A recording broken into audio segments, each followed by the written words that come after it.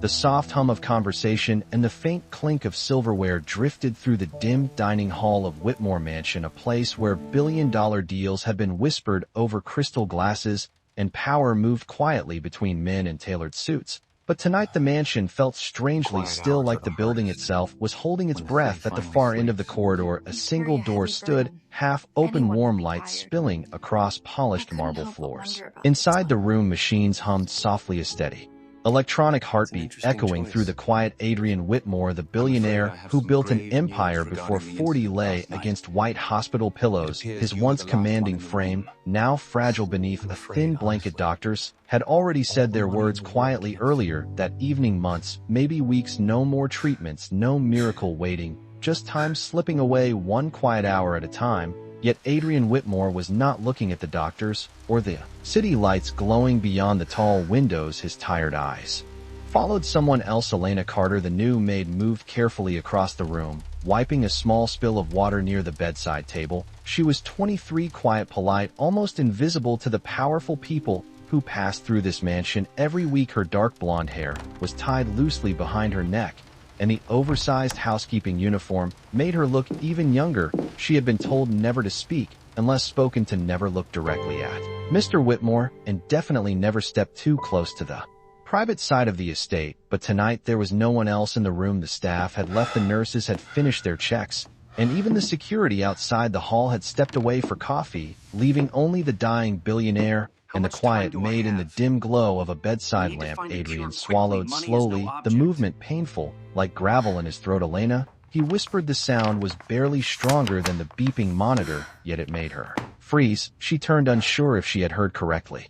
Yes, sir, she asked, stepping closer. Adrian studied her face for a long, quiet moment, as if memorizing someone who belonged to a world he would soon leave. Stay tonight, he murmured. Elena blinked, confused, thinking he meant medicine or water. I can call the nurse, she began, but Adrian lifted a trembling hand, stopping her. No, he said, softer than before, just stay with me tonight. The words hung in the air, heavy and impossible. Elena felt her heart stumble, unsure what a man like Adrian Whitmore could possibly want from a girl like her. And then he spoke again, the fragile truth slipping through his tired voice. I don't want to die alone, Elena. The mansion seemed to fall even quieter around them, as the storm outside brushed softly against the tall windows. Somewhere far below, thunder rolled like distant waves, and in that fragile silence a story was about to begin, one that would change both their lives forever. Before we go deeper into this night, tell me something. Have you ever seen a powerful man afraid of dying alone?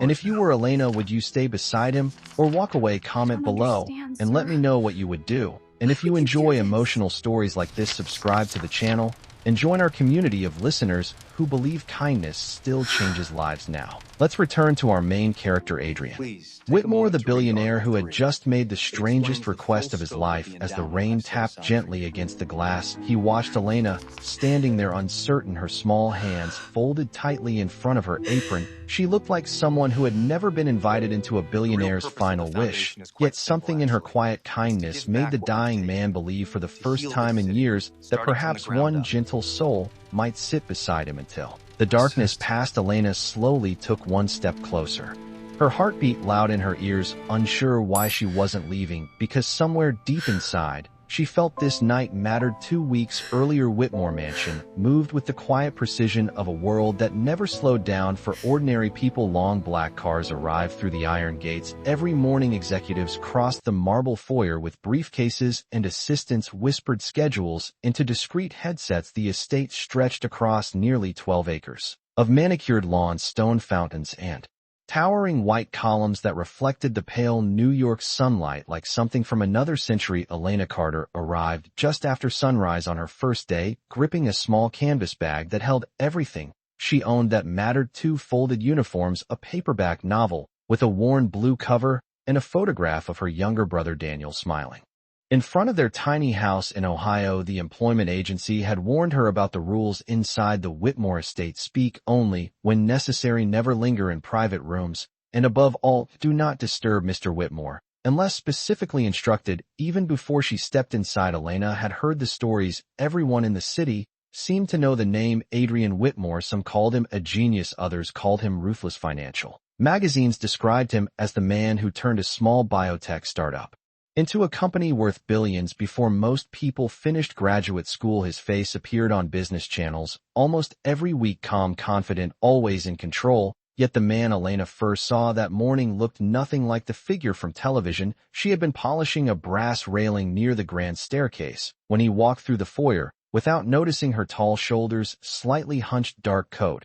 hanging loosely over a frame that seemed thinner than expected. His stride was slow, measured, like each step carried weight that no one else could see. A quiet cough escaped his chest, and he paused near the window, pressing 2 fingers briefly against the bridge of his nose before continuing toward his study. Elena lowered her eyes quickly, remembering the rule about not staring, but that brief moment lingered in her mind throughout the day. Something about the way he moved felt wrong, not weak exactly, but distant, as if his body had already begun drifting somewhere beyond the busy rooms of the mansion. During her first week, Elena kept mostly to the lower floors, dusting shelves, organizing linen closets, and helping the kitchen staff prepare trays for the evening meetings that filled the house almost every night. Wealthy investors arrived in tailored suits, voices, confident laughter echoing through the dining hall as they discussed numbers larger than Elena could imagine. Yet Adrian Whitmore rarely joined them for long. He would appear for a few minutes, listening quietly before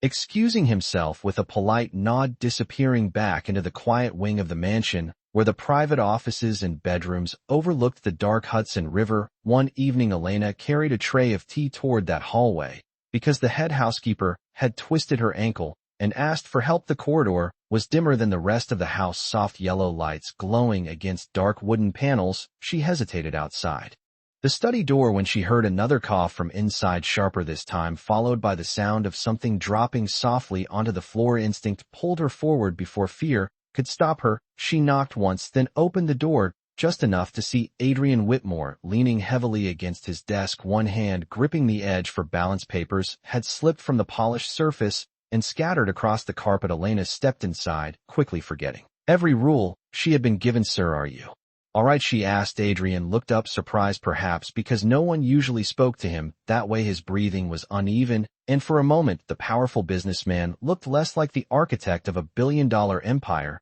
and more like a man who had simply forgotten how tired he was. "It is nothing," he said quietly, though the effort to sound calm made the words slower than normal. Elena gathered the fallen papers and set them carefully back on the desk, noticing several orange prescription bottles beside a glass of water. There were many of them, more than someone her age would normally need. She did not ask questions, but the image stayed with her long after she returned to the kitchen that night. Over the following days, Elena began noticing small details others ignored: the untouched dinners sent back from his room, the way his meetings grew shorter, the faint shadow under his eyes that even expensive lighting could not hide. None of the executives spoke about it, and the staff behaved as if everything inside the Whitmore empire remained perfectly controlled. Yet somewhere beneath the polished silence, Elena felt the truth quietly forming, like a storm gathering far beyond the horizon, and without realizing it, she had already stepped into the center of it. From the outside, Whitmore Mansion looked like a world built on certainty,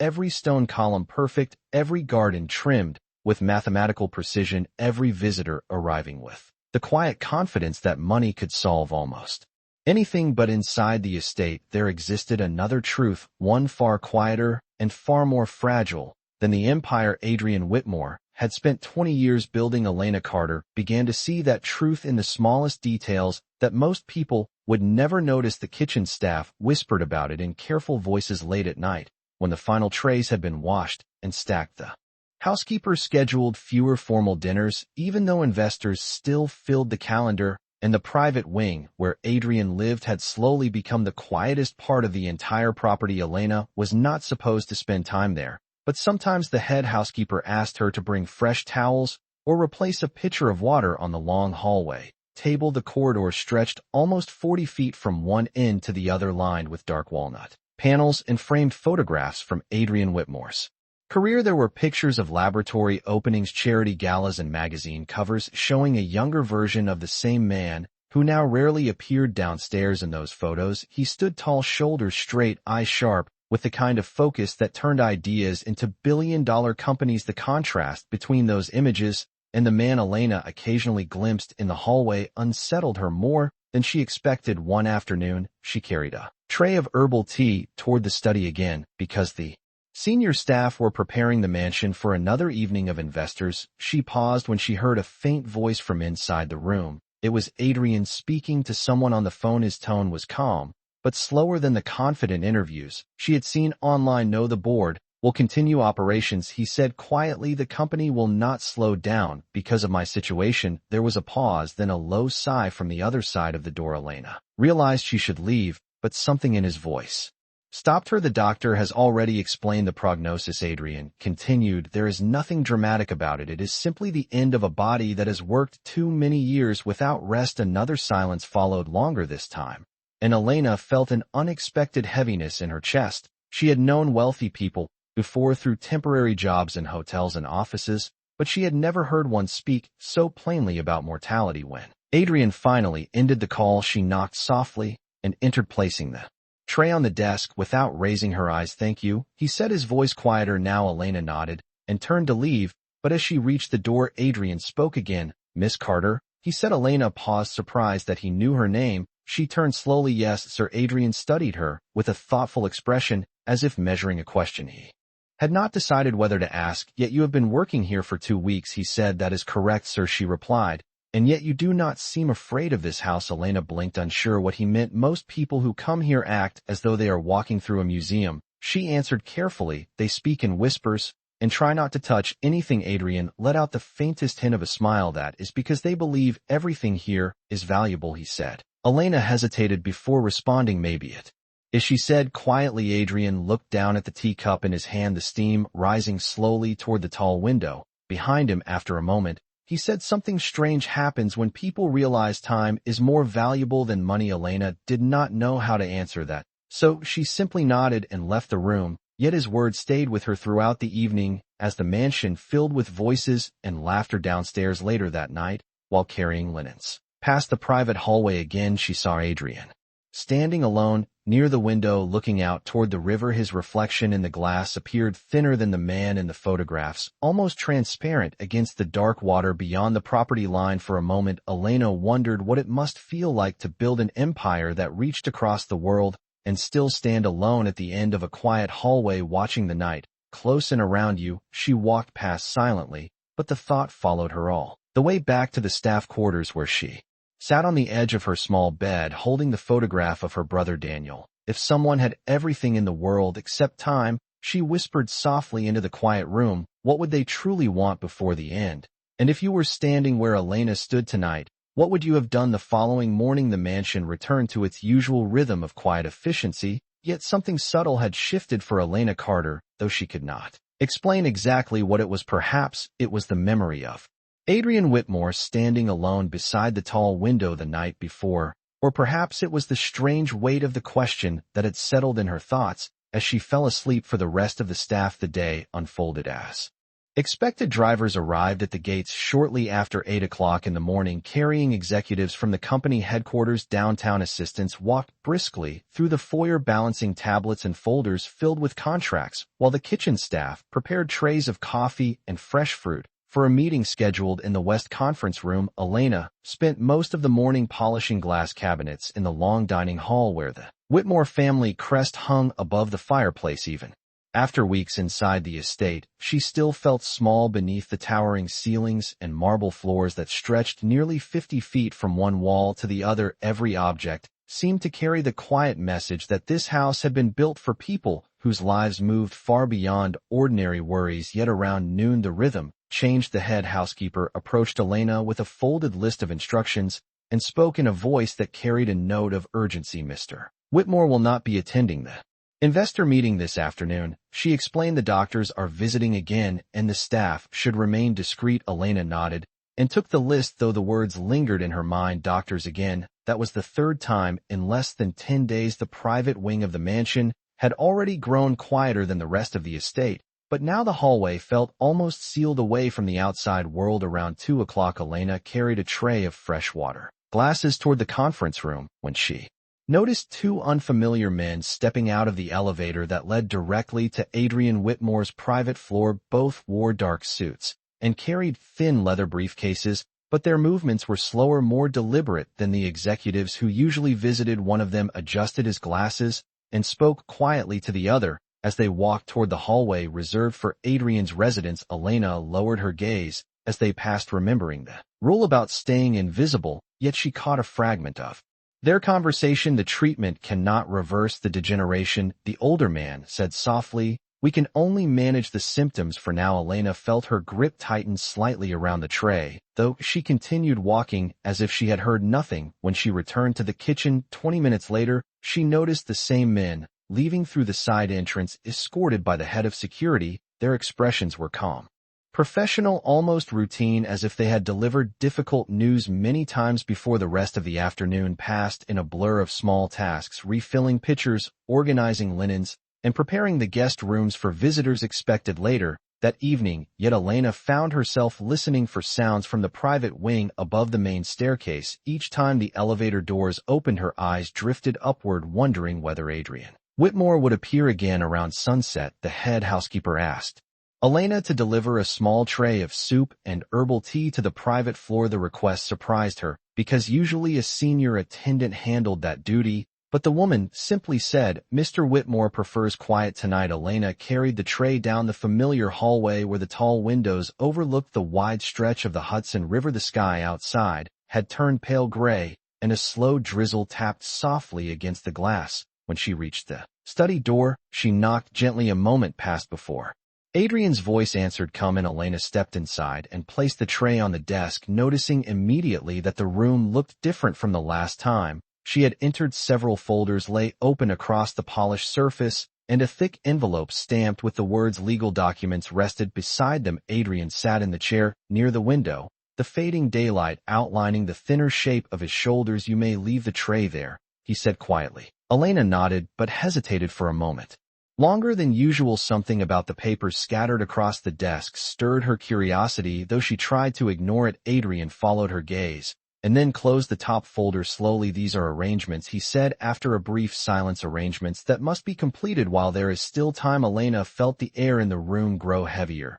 as if the quiet itself had weight. She did not ask questions, yet the meaning of his words settled into her chest with surprising clarity. Adrian Whitmore was preparing for the end of his life, and somewhere deep within that realization another thought appeared just as quietly. If a man knows his time is almost gone, what decision might he make that the world would never expect? The drizzle that had started in the afternoon continued through the evening, turning the Hudson River outside the tall windows into a sheet of dark moving glass. Inside Whitmore Mansion, the lights in the lower floors slowly dimmed as the final guests departed and the staff completed their quiet routines. Elena Carter finished folding the last set of linens in the service hallway before carrying them toward the storage room near the staff quarters. Normally her shift would end around 9 o'clock, but tonight something unsettled lingered in her thoughts, like a question waiting to be answered. She could not forget the way Adrian Whitmore had looked earlier that evening, sitting beside the window, surrounded by legal folders and quiet resignation. The image did not match the stories the world told about him. A man who built a billion-dollar company was not supposed to look like someone quietly arranging the final pieces of his life.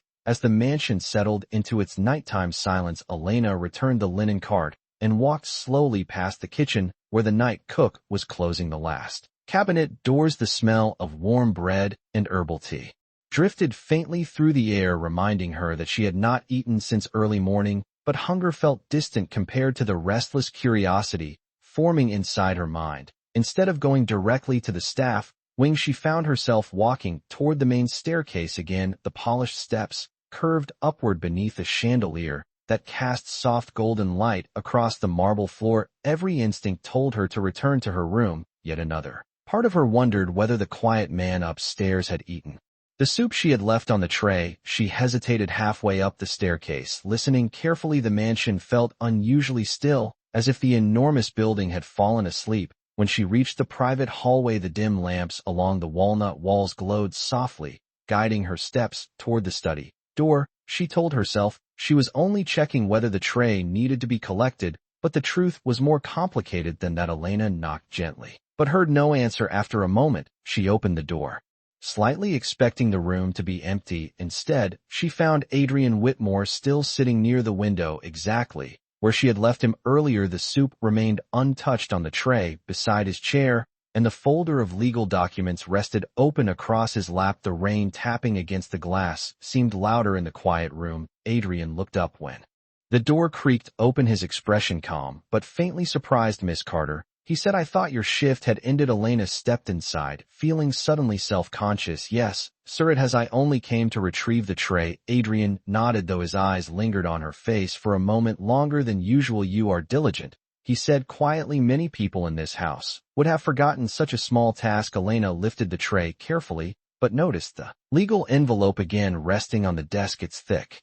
cream-colored paper carried a signature line near the bottom, and several typed pages beneath it. She tried not to stare, yet Adrian followed her gaze once more. "You are curious," he said, not unkindly. Elena felt her cheeks warm slightly. "I apologize, sir." Adrian closed the folder slowly, as if deciding whether to speak further. "Most people believe wealth makes a person powerful," he said after a moment, "but power becomes very different when time is limited." Elena stood silently, unsure how to respond. The words hung in the room between them, heavy with meaning. Finally, Adrian placed the documents aside and looked out toward the dark river beyond the window. "Do you know what the strangest part of success is, Miss Carter?" he asked. Elena shook her head. Adrian's voice softened as he answered, "When a man spends his life building something enormous, he eventually discovers there is almost no one beside him when it is finished." Elena felt an unexpected sadness settle in her chest, hearing the quiet honesty in his tone. The world saw Adrian Whitmore as untouchable, yet the man sitting before her seemed more alone than anyone she had ever met. As she turned toward the door with the tray balanced in her hands, Adrian spoke again, his voice barely louder than the rain outside. "Miss Carter, may I ask you something?" Elena paused, her hand resting lightly against the door handle.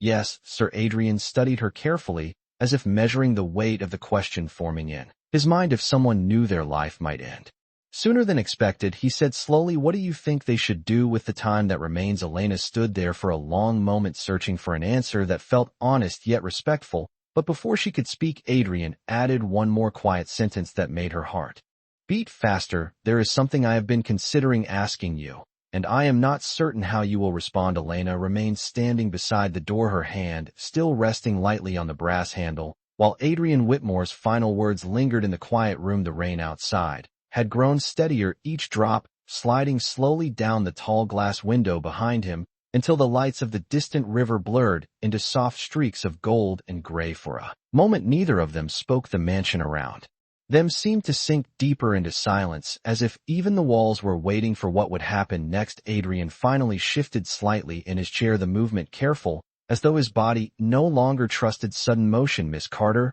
he said again, his voice calm, but carrying a quiet seriousness that made Elena's chest tighten, "I understand that what I am about to say may sound unusual." Elena lowered the tray slowly onto the corner of the desk, unsure whether she should remain or leave, yet something in his expression made it impossible to walk away. Adrian folded his hands together, resting them lightly on his knee as he looked toward the rain darkening the sky beyond the window. "When a man builds a company," he said slowly, "he learns to calculate everything: risk, opportunity, timing, profit. Those calculations become a language that shapes every decision. Yet there is one thing no amount of money or intelligence can negotiate with: time." Elena listened carefully, sensing that he was speaking not as a billionaire or an employer, but as a man confronting something deeply personal. "The doctors have been very honest with me," he continued. "They have explained that the illness affecting my body will not reverse. It will only progress quietly day by day until eventually the body decides it has reached the end of its strength." Elena felt a subtle chill move through her arms, though the room itself remained warm. "I am sorry, sir," she said softly. Adrian shook his head gently. "Do not apologize," he replied. "Life does not ask for permission before it changes direction." He paused again, studying the faint reflection of his own face in the glass, as if measuring the distance between the man he had been and the man sitting there now. "When someone learns their time may be shorter than expected," he continued, "they begin to notice things they ignored for years: the sound of rain, a quiet conversation, the presence of another human being in the room." Elena felt her breath slow as she listened. Adrian turned his gaze back toward her, his eyes steady yet thoughtful. "And that brings me to the question I mentioned a moment ago." Elena straightened slightly, unsure why her heartbeat had suddenly grown louder in her ears. Adrian spoke with careful clarity. "I have Spent most of my life surrounded by people who want it.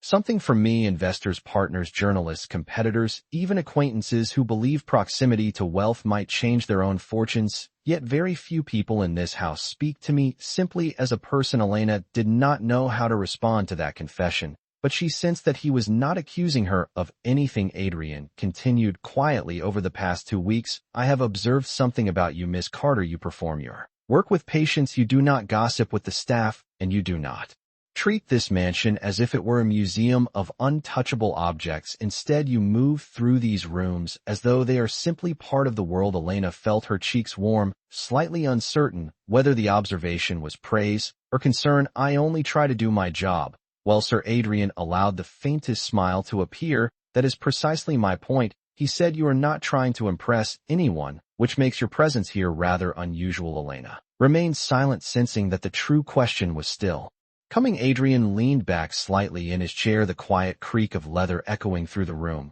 Miss Carter, if a man realizes he may soon leave this world, he said slowly, he begins to consider experiences he has never allowed himself before, not grand adventures or expensive celebrations, but simple human moments that cannot be purchased. Elena watched him carefully, unsure where the thought was leading. Adrian took a slow breath and then spoke with deliberate honesty. I have been thinking about asking you to remain here with me tonight, not as an employee, not as someone completing a task, but simply as another person willing to sit in the same room while the night passes. Elena felt the air leave her lungs in a quiet breath. The request itself was gentle, yet unexpected. Adrian continued. Before she could misunderstand, I do not mean anything improper, he said calmly. I only mean that sometimes the presence of another person can make the silence less heavy. Elena stood there trying to process the strange sincerity in his words. A billionaire asking a maid for nothing more than company during a quiet night felt almost impossible, yet the vulnerability in Adrian Whitmore's voice made the moment real. And somewhere deep inside, Elena realized that the question was not only about him, it was also about the kind of person she wanted to be. So let me ask you something quietly, as Elena wondered the same thing herself. If you were standing in that room hearing those words, would you stay beside a man who had everything except time, or would you turn the handle of the door and walk back into the safety of your own ordinary life? Elena remained motionless beside the desk long after Adrian Whitmore finished speaking, the quiet weight of his request settling slowly into the room like the rain outside sliding down the glass windows of the mansion. The tray sat forgotten between them, and the clock on the far wall ticked softly, marking seconds that suddenly felt unusually important. Adrian did not rush her. He simply watched the distant river through the window, as though he had already accepted whatever answer might come. Miss Carter, he said gently after a moment, please understand that you are free to refuse. This house has already asked enough from the people who work here. Elena looked down at her hands, noticing how tightly her fingers had folded together inside the sleeves of her uniform. The request itself had been simple, almost innocent, yet the meaning behind it felt much larger than the words. I do not think you are asking something wrong, sir, she said quietly. I only did not expect it. Adrian nodded slowly. Neither did I. He admitted. The truth is that until recently, I believed solitude was a sign of strength. I thought a man who built his life carefully would never need anyone to sit beside him simply because the night felt long. Elena lifted her eyes toward him, and for the first time, she saw something in Adrian Whitmore that the newspapers never described, not power, not wealth, but a quiet uncertainty that belonged to someone who had suddenly realized how little time remained to change the shape of his life. Outside the window, the rain continued falling, steady and calm, blurring the lights of distant boats moving along the Hudson River. Elena thought about the small room in the staff quarters where her single suitcase rested on the narrow bed. She thought about her brother Daniel, 3 states away, waiting for the next medical appointment that might or might not bring good news, and she thought about the man sitting before her who possessed everything the world admired except the one thing no fortune could buy. She took a slow breath and spoke with careful honesty. If you only want someone to stay here while the night passes, then I suppose I could sit for a while. Adrian turned toward her, his expression softening slightly. You would do that? Elena nodded, though uncertainty still flickered in her eyes. I have spent many nights sitting beside hospital beds, she explained quietly. My brother was sick when he was younger, sometimes just having Another person in the room makes it easier to sleep. Adrian listened with unexpected attention.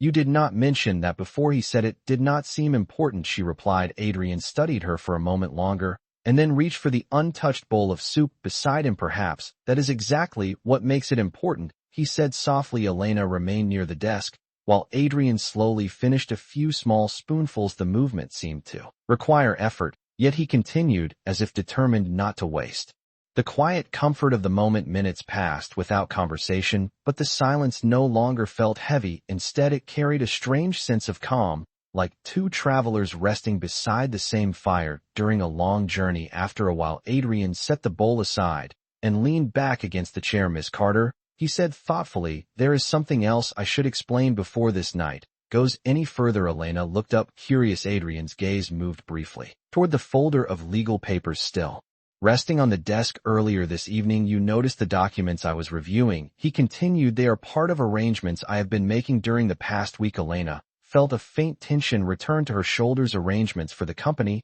She asked partly. Adrian shook his head. Not entirely, he said. Some of them involve decisions that will affect people beyond the business world. Elena sensed that he was choosing his words carefully. Adrian continued, his voice calm but deliberate. If a man realizes his life may end sooner than expected, he must decide what kind of legacy he wishes to leave behind, and sometimes that decision leads him to consider choices he would never have imagined before. Elena felt a quiet curiosity stirring again. What kind of choices? She asked. Adrian looked directly at her now, the reflection of the rain in his eyes, almost like distant light. The kind that might change another person's life, he answered softly. The room grew still once more, and Elena suddenly understood that the quiet night she had agreed to share might be connected to something far larger than simple companionship.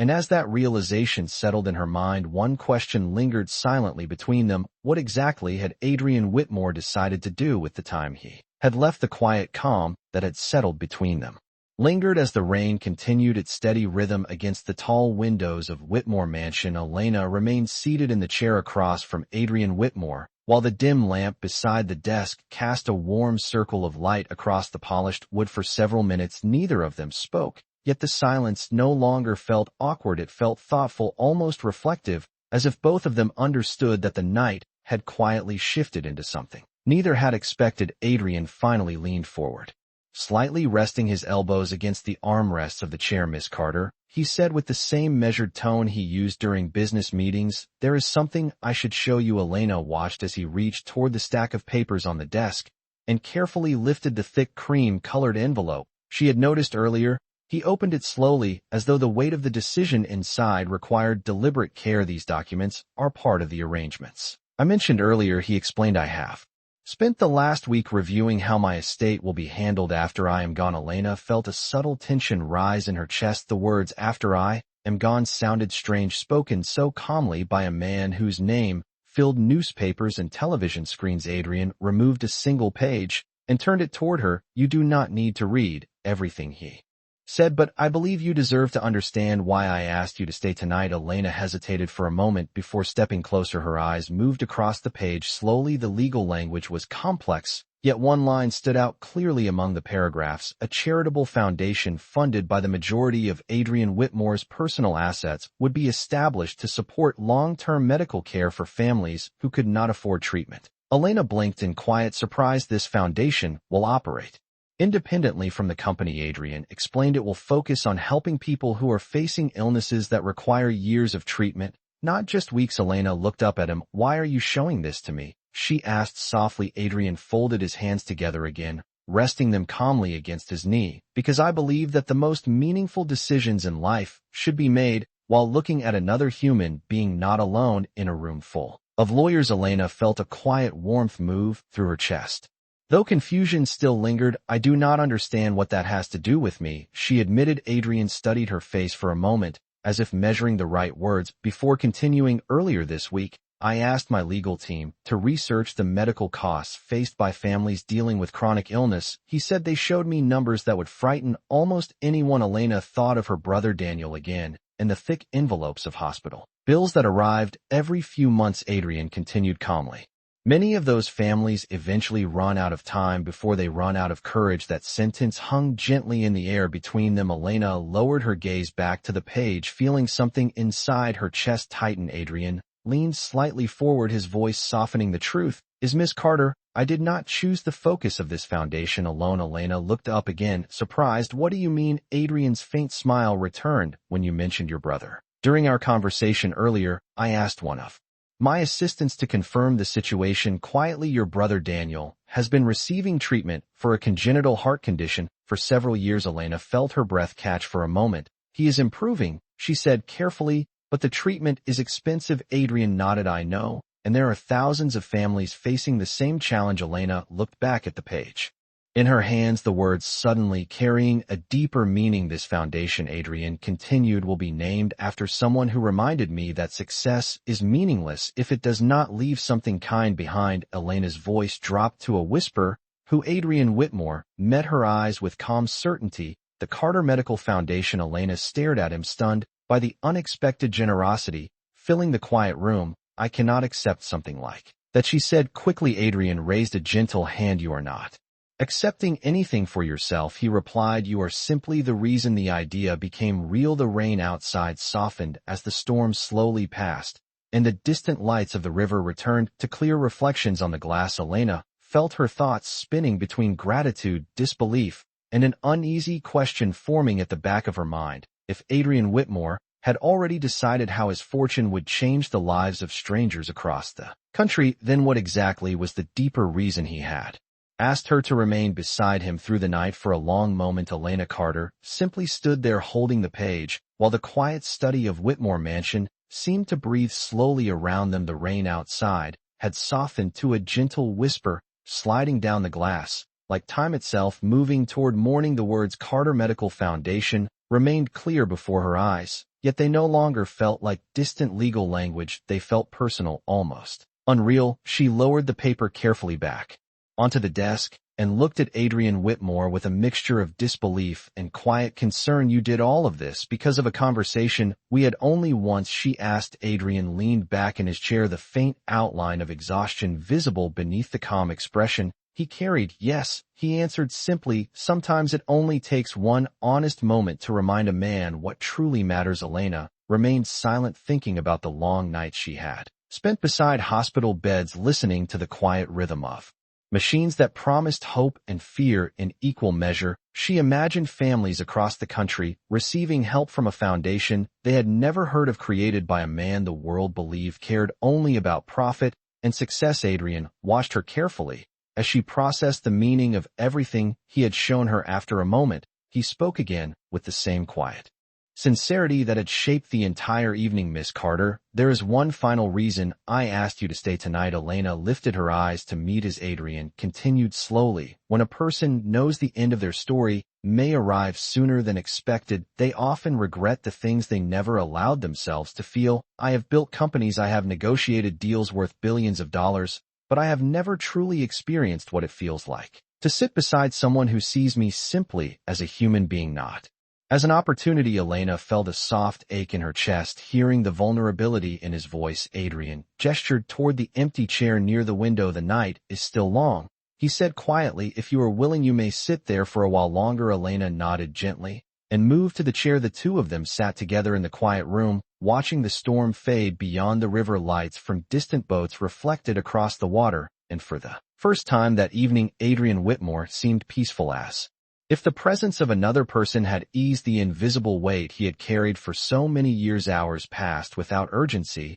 They spoke occasionally about small things, the smell of fresh bread in the kitchen, the sound of rain against the roof, and the quiet beauty of ordinary moments that most people overlook. Near dawn, the sky beyond the river slowly shifted from deep gray to pale silver. Elena realized she had not noticed the time passing. Adrian closed his eyes for a moment and breathed slowly as the first morning light entered the room. Thank you for staying, he said softly. Elena smiled faintly. It was only a few hours, she replied. Adrian opened his eyes again, But something in his expression had changed. It was not only the calm of someone who had rested, it was the quiet relief of a man who had finally allowed himself to be seen. Weeks later, the world would learn about the Carter Medical Foundation and the extraordinary amount of money Adrian Whitmore had dedicated to helping families facing impossible medical costs. Newspapers would call it the most generous act of philanthropy in his career, yet only one person knew the truth: that the foundation had begun not in a boardroom or legal office, but in a quiet conversation during a rainy night inside a mansion overlooking the Hudson River. And sometimes the most powerful legacies are not created by wealth, but by a single moment of kindness shared between two people who simply chose to listen to each other. If this story reminded you that even the most powerful people still long for simple human connection, please consider supporting the channel by liking the video, subscribing for more stories like this, and sharing it with someone who might need a reminder that kindness often begins in the quietest moments.